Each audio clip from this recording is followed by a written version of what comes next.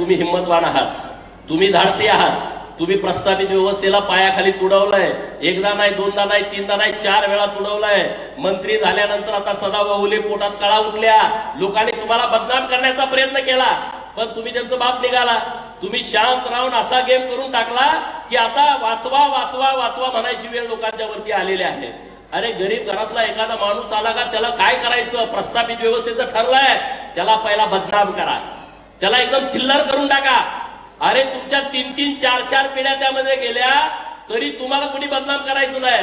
परंतु एखादा सर्वसामान्य कुटुंबातला कोणी माणूस आला, तुमच्या विरोधात आवाज उठवायला लागला, तर त्याला डॅमेज करून टाका, त्याच्या चारित्र्यावरती संशय घ्या, त्याला काहीतरी नावं पाडा किंवा त्याच्यावरती कुठंतरी गुन्हे दाखल करा.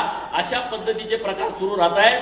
भाऊ, आम्ही तुमच्या पाठीमागे ठामपणे उभे आहोत. आम्ही काय फार मोठे कुणी आहेत अशातला भाग नाही.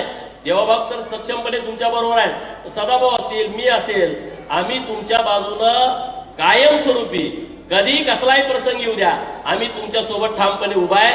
तुम्ही पुढे जाण्याची गरज नाही. आम्ही छातीचा कोट करू. देवाभाऊसाठी तर आम्ही बाजी प्रभू सावरकर लढायला आम्ही तयार आहे.